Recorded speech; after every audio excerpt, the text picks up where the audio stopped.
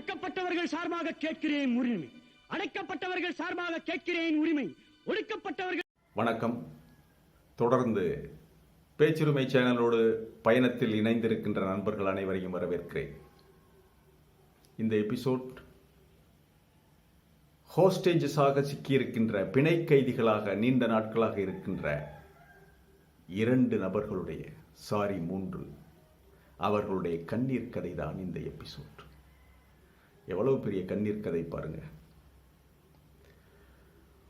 உள்ளுக்குள்ள வெளியில சக்கரவர்த்தி, உள்ளுக்குள்ள மெழுகுவர்த்தின்னு அப்படியே அழுதுகிட்டே இருக்காங்க.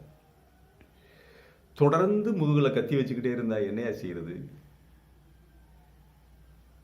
கடத்தி வைத்து பிணை கைதியாக வைத்துக்கொண்டு பிளாக்மெயில் செய்து அவ்வப்போதுமல்ல தொடர்ந்து பிளாக்மெயில் செய்து கொண்டிருக்கின்ற அந்த யார்? அந்த ஃபியூஜிட்டிவ், த மோஸ்ட் வாண்டட், வேற யாரு? வந்தேண்ட பால்காரே அடடா அண்ணாமலை. நான் பாட்டு படிச்சேன்ப்பா. அவர்தான் இவரா, இவர்தான் அவரா? அதாவது ஆக்சுவலா தினகரனுக்கு முன்னிருக்கின்ற ஒரு வழி, ஒரே வழி, அரசியலில் வாழ்வா சாவா என்ற போராட்டத்தில் இருக்கின்ற ஒரே வழி, நம்ம எவன் ஜெயிக்காட்டாலும் பரவாயில்ல, எடப்பாடி தோக்கணும், 40லையும் எடப்பாடி தோற்க வேண்டும் என்பதுதான் தினகரன் அவர்களுக்கு முன்னிருந்த வழி. அதனால தான் அவர் மறைமுகமாக காங்கிரஸோடு பேசினார் என்ற ஒரு அரசல் புரசலாக ஒரு நியூஸ் வந்தது. காங்கிரஸோடு அவர் கூட்டணி வைத்துக்கொண்டு அதோடு மறைமுகமாக திமுகவோடு அந்த கூட்டணியை இணைத்து 1-2 எம்பி தொகுதிகளை வாங்கிவிட வேண்டும். முற்றாக இந்த பாராளுமன்ற தொகுதியில் அஇஅதிமுகவையும் எடப்பாடியையும் தோற்கடித்து விட்டால்தான் பிறகு நாம் எதையாவது செய்ய முடியும் என்பது அவருக்கு முன்னே இருந்த பிரச்சனை. ஆனால் பாரதிய ஜனதா கட்சி அப்படியே கடத்திக்கிட்டு வந்து ஹாஸ்டேஜ், பிணை கைதியாக வைத்துக்கொண்டு கறந்து கொண்டிருக்கிறார்கள். தங்களுடைய வேலைக்கு பயன்படுத்துகிறார்கள். அமமுக தன்னை நிரூபித்து கொண்ட ஒரு கட்சி. ஓபிஎஸ் இப்போ வந்தவர், அவருக்கு அமைப்பு எதுவும் இல்லை. அமமுகவுக்கு ஒவ்வொரு ஊர்லையும் கிளை இருந்தது. அதிலும் குறிப்பாக மதுரை நாடாளுமன்ற தொகுதியில் 85,000 வாக்குகளை டேவிட் அண்ணாதுரை அமமுகவின் ஆதரவை பெற்று சுயேட்சையாக நின்று வாங்கினார். அதே போல சிவகங்கை மாவட்டத்தில் தேர்போகி பாண்டி 1,14,000 வாக்குகளை வாங்கினார் அமமுக வேட்பாளராக. இதை அப்படியே பாரதிய ஜனதாவுக்கு டிரான்ஸ்ஃபர் பண்ணிட்டா அவங்களுக்கு ஒரு 50,000 ஓட்டு இருக்கு ஒவ்வொரு மாவட்டத்திலையும்.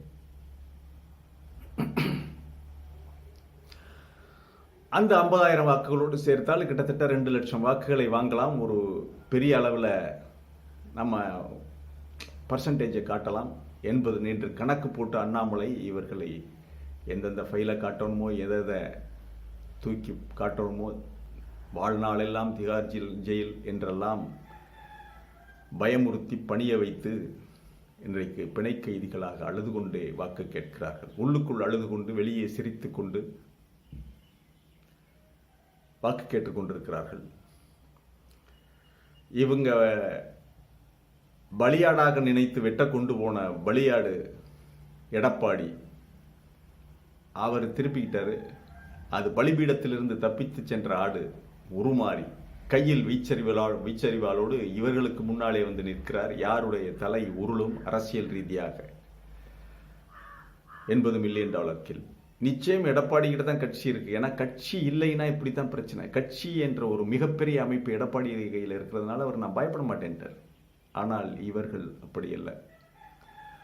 சுகமான வாழ்க்கையை, சுகபோக வாழ்க்கையை மட்டுமே அனுபவிக்க வேண்டும் அப்படின்னு எண்ணம் கொண்டவர்கள். அப்படி இருந்திருந்தா, இல்லாட்டினா அவங்க ஆட்சியை விட்டு கொடுத்துருப்பாங்களா?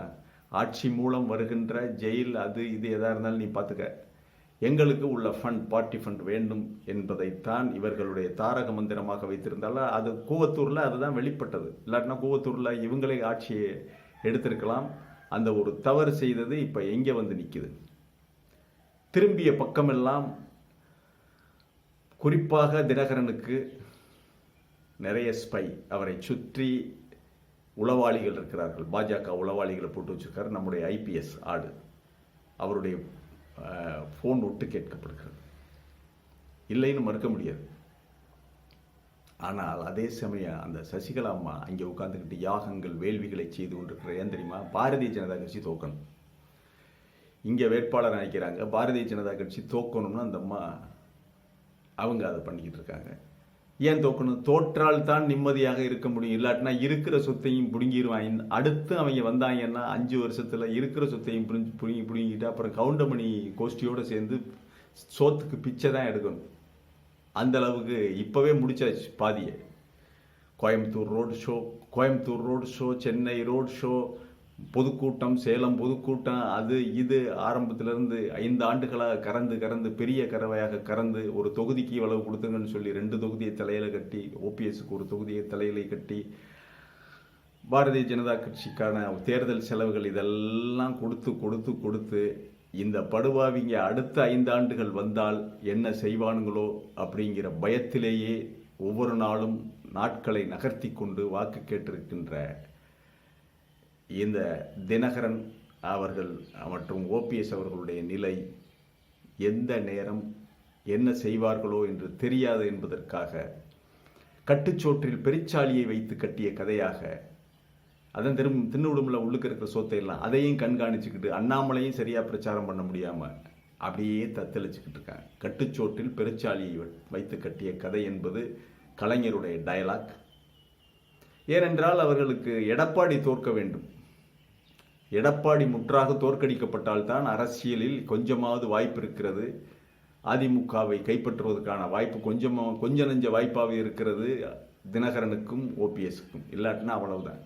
ஆகவே அவங்க ஜெயிக்கணும்னா யார், இவங்களுடைய வாக்குகள் யாருக்கு போகணும்? பாரதிய ஜனதாவுக்கு போனால் எப்படி இவங்க ஜெயிப்பாங்க? திமுக காங்கிரஸ் கூட்டணி. ஆகவே தனக்கு 2 கண்ணும் போனாலும் பரவாயில்ல, எதிரிக்கு ஒத்த கண்ணாவது போகணும். நம்முடைய வாக்குகளை எல்லாம்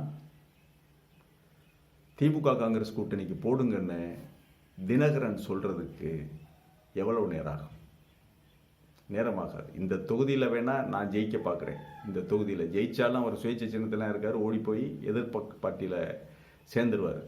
அவரை பொறுத்தவரை மீண்டும் பாரதிய ஜனதா கட்சி ஆட்சிக்கு வரக்கூடாது என்பதற்கு அந்த அம்மா யாகங்கள் யோகங்கள் பண்ணிக்கிட்டு இருக்காங்க. இவரை பொறுத்தவரையில் இந்த வாக்குகளை எப்படி டிரான்ஸ்ஃபர் பண்ணுறது அப்படின்னா எந்த செய்திக்காக அவர் காத்திருக்கிறார் தினகரன் என்றால் உறுதியான ஒரு செய்தி வேணும். அவருக்கு சோர்சஸ் வட இந்தியா முழுவதும் இருக்குது தினகரனுக்கு. ஆனால் உளவு வளையத்தை தாண்டி ஸ்பை, அண்ணாமலை அவர்கள் அமைத்திருக்கின்ற ஸ்பை, அந்த உளவு அமைப்பை தாண்டி உள்ளே வந்து செய்தி வரணும். அவருக்கு யாராவது செய்தி நம்பகமான ஆள் கொண்டு வந்து அந்த செய்தியை தர வேண்டும். அதாவது பாரதிய ஜனதா கட்சி இனி எழ முடியாது, வீழ்ந்துவிடும் என்ற ஒரு சரியான மிக மிக நம்பத்தகுந்த செய்தி கிடைத்தால் அன்றைக்கு தான் துண்டை உதறி தோளில் போட்டுக்கிட்டு போங்கடா, அவங்க அவகாசமாச்சு ஒன்றும் ஆச்சு, என்னை பிச்சைக்காரனாக்காம விட மாட்டீங்க, போடுங்கடா நம்ம ஓட்டை. அதுக்கு ஒரு கோடு இருக்கு தெரியுமா அவங்களுக்கு?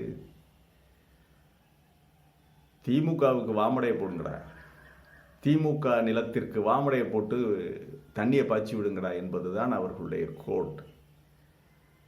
அப்படி நடப்பதற்கான வாய்ப்பு 17ஆம் தேதி வரைக்கும் கூட சும்மா இருப்பாங்க. 18ஆம் தேதி ஒரு நாள் அந்த செய்தி வந்து உறுதிப்படுத்தப்பட்டு விட்டால் செய்யலாம் நீங்க அப்படின்னு சொல்லி உறுதிப்படுத்தப்பட்டு விட்டால் உடனடியாக வேலையை அமமுக ஆரம்பிக்கும், ஓபிஎஸும் ஆரம்பிப்பார்.